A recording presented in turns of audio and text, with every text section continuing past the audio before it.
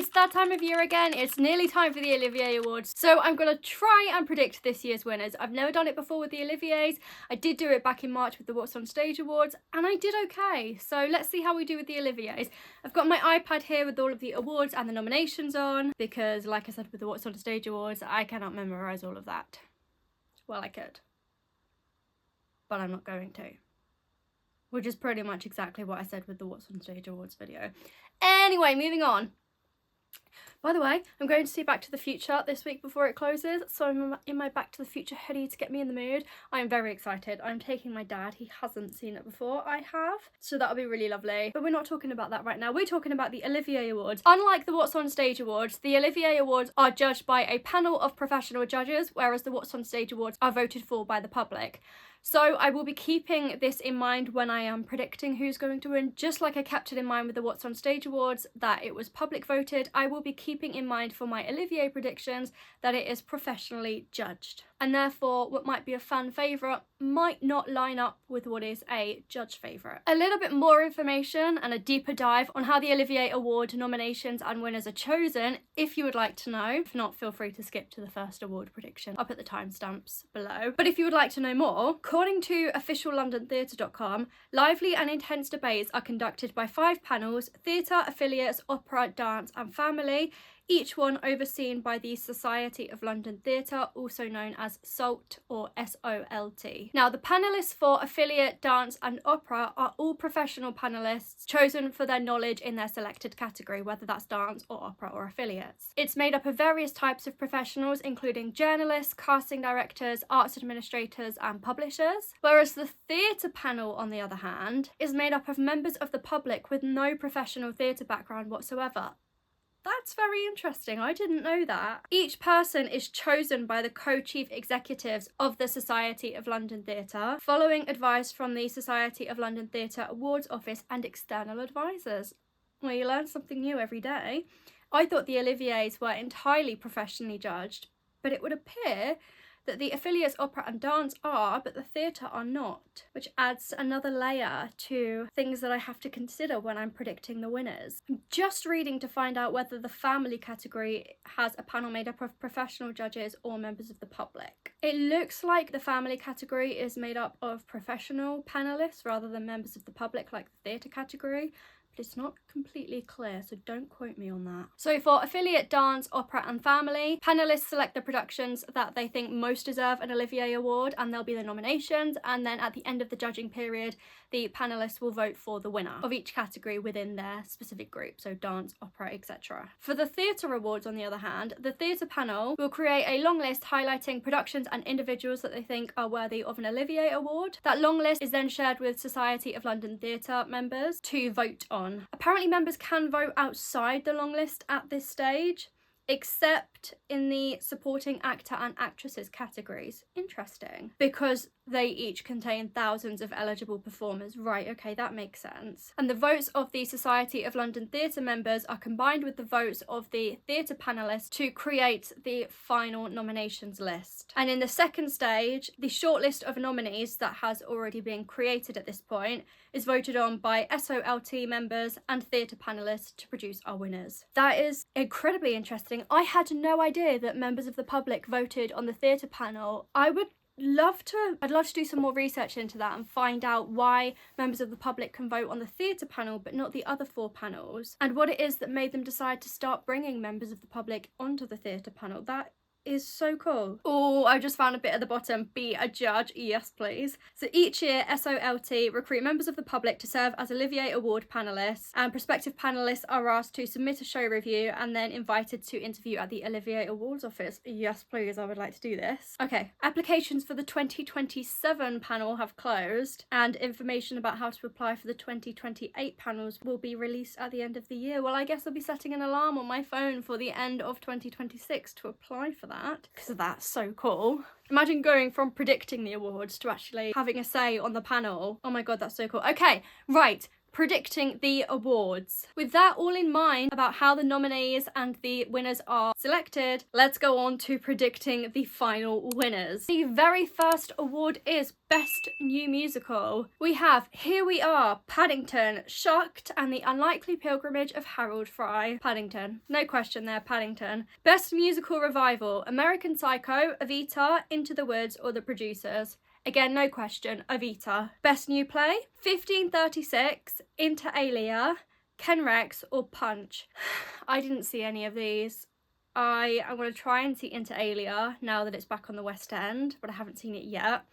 I cannot believe I missed Punch.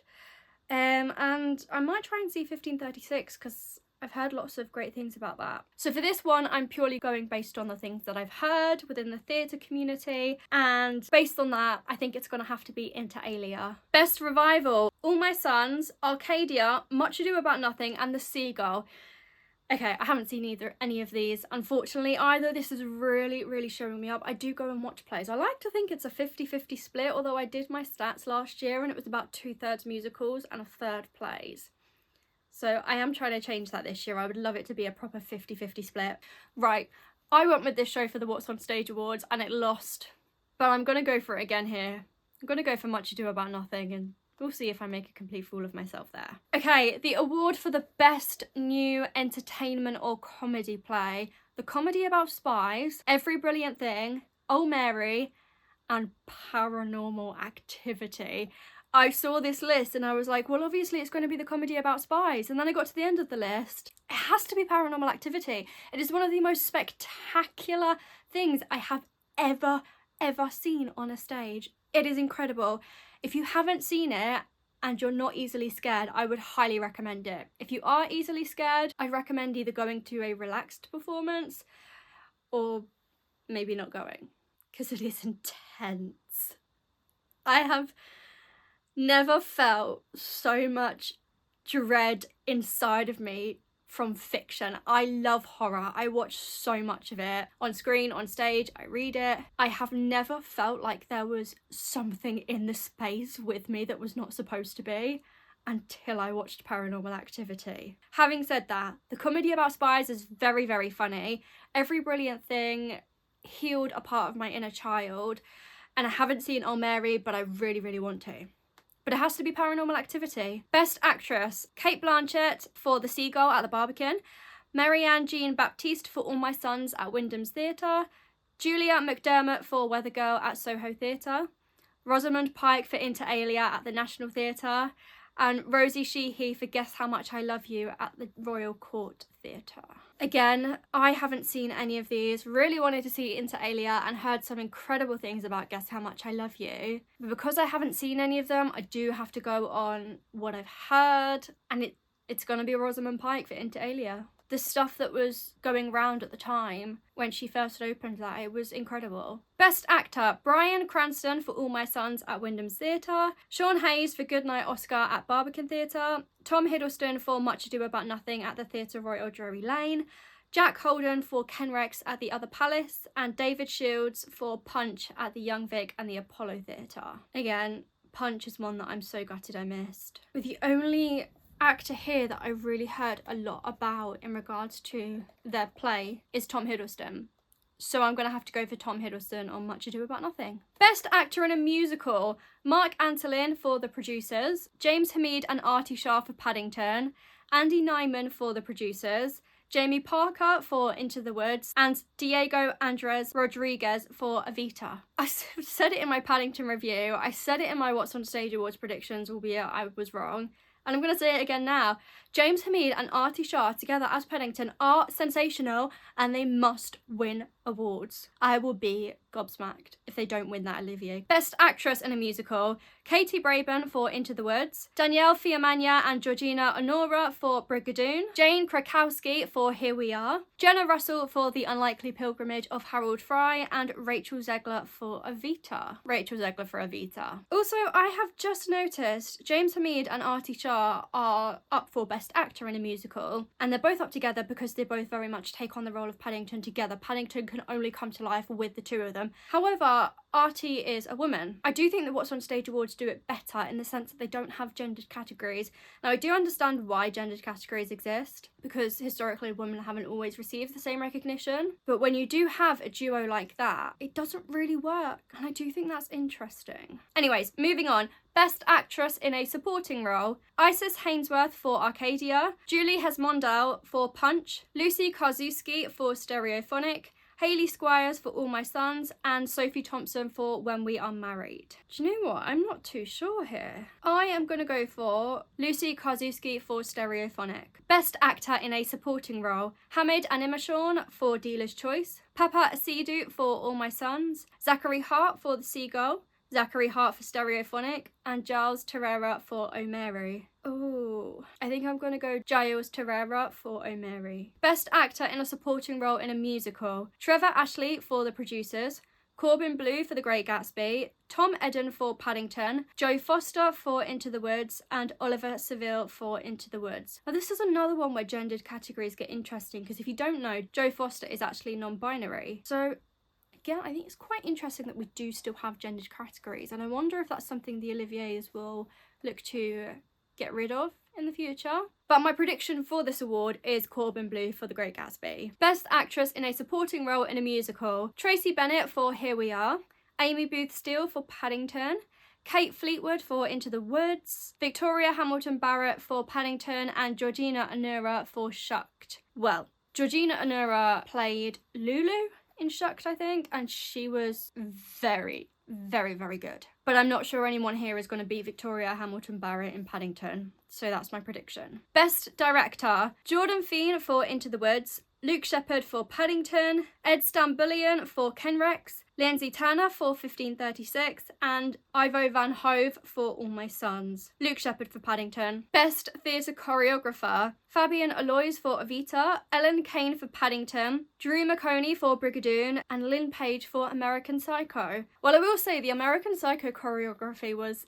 interesting. It was not what I was expecting from a musical, but then I guess American Psycho is not really the kind of film you expect to be adapted into a musical. I heard some incredible things about Brigadoon's choreography. Unfortunately, I missed it because I did have so many shows booked last summer, but I think my prediction's going to be Fabian Aloys for Evita. Best Costume, Enver Chakartash for Stereophonic, Linda Cho for The Great Gatsby, Tom Scott for Into the Woods, and Gabriella Slade and Tara Zafar for Paddington.